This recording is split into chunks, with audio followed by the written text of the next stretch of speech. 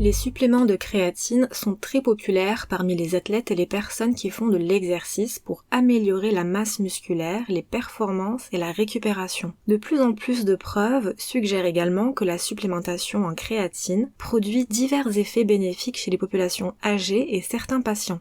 De plus, des recherches fondées sur des preuves montrent que la supplémentation en créatine est relativement bien tolérée, en particulier aux doses recommandées, c'est-à-dire 3 à 5 grammes par jour ou 0,1 g par kilo de masse corporelle par jour. Pourtant, c'est une molécule très controversée avec beaucoup de questions concernant l'efficacité et surtout la sécurité de la créatine. Des questions comme est-elle toxique pour les reins, provoque-t-elle la chute des cheveux, voire une calvitie, entraîne-t-elle une rétention d'eau, entraîne-t-elle une déshydratation et des crampes musculaires, est-elle dopante, et bien d'autres. La recherche scientifique a prouvé que la supplémentation en créatine est sans danger lorsqu'elle est bien conduite. Je vous mets les liens en description bien évidemment. Et on va répondre dans cette vidéo à toutes ces questions fréquentes. Qu'est-ce que la créatine et pourquoi en prendre ? La créatine est une molécule présente naturellement dans notre corps et qui est synthétisée par l'organisme à partir de 3 acides aminés, la glycine, l'arginine et la méthionine dans le foie, le pancréas et les reins.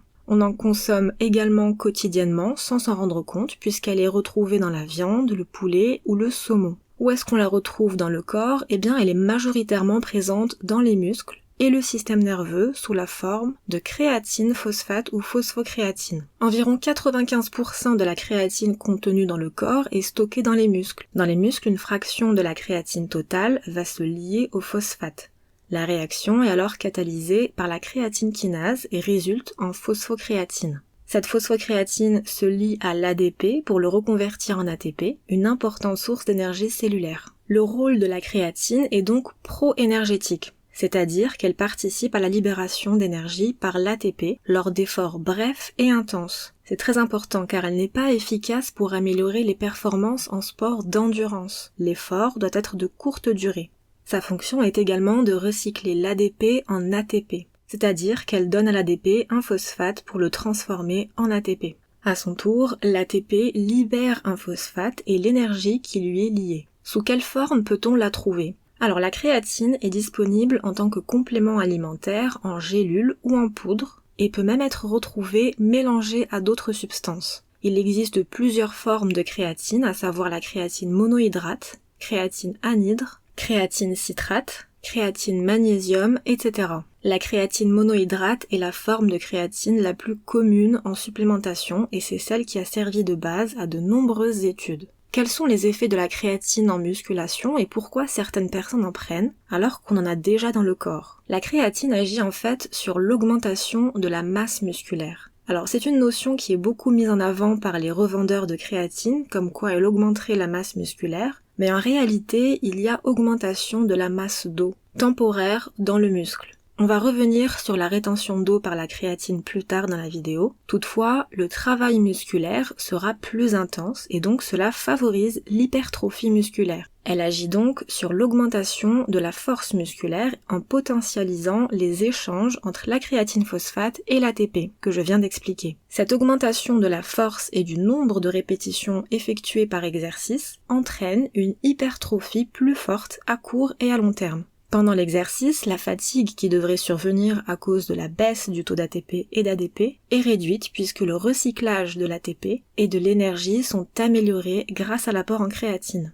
Maintenant qu'on a vu à quoi elle correspond, l'action de la créatine présente-t-elle des dangers ? On va donc voir les allégations les plus fréquentes concernant les dangers de la créatine. La créatine est dangereuse pour les reins. C'est la principale accusation qui a été formulée contre ce complément alimentaire. Le rapport entre la créatine et la santé rénale a été une des premières préoccupations de la communauté scientifique, étant donné qu'une supplémentation en créatine induit nécessairement une augmentation de la synthèse de créatinine, produit de dégradation de la créatine, qui est ensuite excrétée dans les urines par les reins. Des reins sains filtrent la créatinine qui autrement augmenterait dans le sang. Par conséquent, les taux de créatinine sanguine peuvent être utilisés comme marqueurs indirects de la fonction rénale. Cependant, ce n'est pas un très bon marqueur, car la quantité de créatinine dans le sang est liée à la masse musculaire et à l'apport alimentaire. Du coup, il semble y avoir une hypothèse non fondée, selon laquelle, si les reins sont forcés d'excréter des niveaux de créatine ou de créatinine supérieurs à la normale, une sorte de surcharge rénale se produira, provoquant des lésions rénales et ou un dysfonctionnement rénal. En réalité, il est peu probable que des augmentations transitoires du taux sanguin ou urinaire de créatine ou de créatinine, dues à une supplémentation en créatine, reflètent une diminution de la fonction rénale. Dans une revue des études sur la supplémentation en créatine, ils n'ont trouvé aucune augmentation de la créatinine sérique dans 12 études. 8 études ont montré une augmentation restée dans la plage normale et seulement 2 études ont montré une augmentation au-dessus des limites normales. Dans l'ensemble, chez les individus en bonne santé, la consommation des doses recommandées de suppléments de créatine ne semble avoir aucun effet indésirable sur la fonction rénale. La créatine provoque une perte de cheveux, voire une calvitie. Cette croyance serait apparue à la suite d'une étude conduite chez des rugbyman qui a montré que la prise de 5 grammes de créatine monohydrate par jour pendant plusieurs semaines aurait augmenté le taux de DHT de 40%. Sur le plan scientifique, il existe en effet une relation de cause à effet démontrée entre un taux élevé de DHT chez l'homme, qui est un métabolite de la testostérone, et la perte de cheveux. La DHT peut se lier aux récepteurs androgènes des follicules pileux sensibles et provoquer leur rétrécissement, entraînant finalement une perte de cheveux. Cependant, cette corrélation est fortement liée à une sensibilité génétique individuelle. En gros, certaines personnes vont avoir un taux sanguin élevé de DHT sans que ça leur fasse perdre leurs cheveux de manière systématique, alors que pour d'autres, si. Le facteur individuel joue donc un rôle important. Après cette étude, 12 autres études ont étudié les effets d'une supplémentation en créatine sur la testostérone et en résumé, l'ensemble des preuves actuelles n'indiquent pas que la supplémentation en créatine augmenterait la testostérone totale, ou la DHT, ou provoquerait la perte de cheveux ou calvitie. La créatine est un produit dopant. La créatine n'est pas un produit dopant et ne fait pas partie de la liste des produits dopants selon le Code mondial antidopage. Le Comité international olympique, de même que la majorité des associations sportives et athlétiques, autorise l'emploi de la créatine. Bien que certains acteurs de la lutte antidopage s'y intéressent de près, elle reste pour l'instant tout à fait légale et son emploi ne fait l'objet d'aucun interdit. La créatine provoque une rétention d'eau.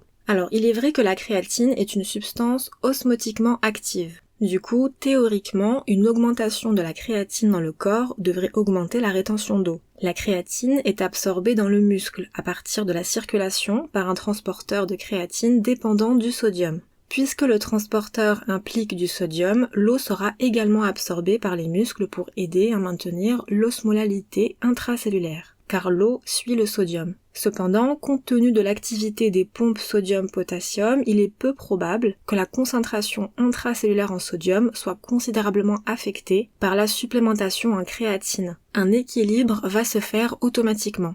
De plus, c'est un phénomène qui se produit à court terme. Plusieurs études suggèrent qu'elle ne modifie pas l'eau corporelle totale par rapport à la masse musculaire sur des périodes plus longues. Mais du coup, la créatine entraîne-t-elle une déshydratation et des crampes musculaires ? Il est fréquent d'entendre qu'il faut boire beaucoup d'eau quand on prend de la créatine pour éviter une éventuelle déshydratation. De même que le point précédent, c'est basé sur le fait que la créatine est une substance osmotiquement active qui va dans les muscles et va donc attirer l'eau vers le milieu intracellulaire, à l'intérieur des cellules musculaires, et donc causer une déshydratation. Une activité physique intense est souvent associée à des sueurs intenses, donc il est tout à fait logique de boire beaucoup d'eau durant une activité physique, car on en perd beaucoup. Les résultats de 2 essais cliniques indiquent toutefois que la supplémentation en créatine n'affecterait pas la thermorégulation des athlètes qui fournissent d'intenses efforts lorsqu'il fait très chaud. En ce qui concerne les crampes, en milieu clinique, les patients hémodialysés, qui signalaient fréquemment des crampes musculaires, ont reçu de la créatine. La supplémentation en créatine a réduit de 60% la fréquence des crampes musculaires symptomatiques. En résumé, la recherche expérimentale et clinique ne valide pas l'idée selon laquelle la supplémentation en créatine provoquerait une déshydratation et des crampes musculaires. Mais il est certain que les athlètes ont tout intérêt à maintenir une hydratation en rapport à leur activité sportive s'ils veulent obtenir de bons résultats dans la durée. La créatine fait grossir et n'a pas d'utilité en perte de poids. Cette crainte de prise de poids poids est lié à la rétention d'eau intramusculaire causée par la créatine. En effet, la supplémentation augmentera le volume musculaire et le gain de poids lié à cette rétention d'eau. Mais cette prise de poids relative va disparaître au moment où la supplémentation va cesser, puisqu'il s'agit d'eau et non pas de graisse. Donc cette eau sera perdue. La créatine a-t-elle un effet sur la libido? Contrairement à une croyance assez commune chez les pratiquants de musculation, la créatine n'a en réalité pas d'impact négatif sur la libido. C'est la pratique d'efforts physiques et l'alimentation qui vont influencer le taux de testostérone, l'hormone qui conditionne la libido chez les hommes. La créatine pourra aider à réaliser des entraînements plus intensifs qui feront grimper davantage le taux de testostérone. Donc ce sont ces efforts courts et intenses qui sont particulièrement bénéfiques pour élever les taux d'hormones de testostérone. La créatine présente des effets sur la fonction cérébrale avec un risque d'agressivité. De nombreuses études tentent de montrer les effets de la créatine monohydrate sur la mémoire, les troubles mentaux, la dépression et le temps de réaction. Le constat de départ tient compte que d'un côté, le cerveau est un grand consommateur d'énergie et par conséquent d'ATP. De l'autre côté, la créatine, et plus particulièrement la phosphocréatine, est un excellent générateur d'ATP, beaucoup plus rapide que le processus d'oxydation des sucres et des graisses. Les chercheurs pensent alors que la prise de créatine pourrait aider à l'apport d'énergie dans le cerveau. De plus, des preuves solides montrent que certains troubles mentaux et déficiences intellectuelles sont liés à une déficience en créatine, et il semblerait que la supplémentation en créatine apporte bien un taux de créatine cérébrale plus important. Au final, plusieurs études montrent que des résultats positifs et d'autres ne trouvent aucun effet. Ça serait finalement pour des personnes âgées que la supplémentation en créatine apporterait une amélioration. Par contre, la longue liste d'études réalisées sur la créatine et ses effets exclut de tels effets d'agressivité ou d'effets psychologiques négatifs, jamais constatés. Quelles sont les contre-indications pour la prise de créatine? Évidemment, l'utilisation de la créatine est déconseillée aux personnes souffrant de troubles rénaux, puisque la créatine ingérée augmenterait l'élimination de créatinine par les reins. Donc les reins doivent être en bonne santé pour la prise de tels produits. La littérature scientifique est pour le moment insuffisante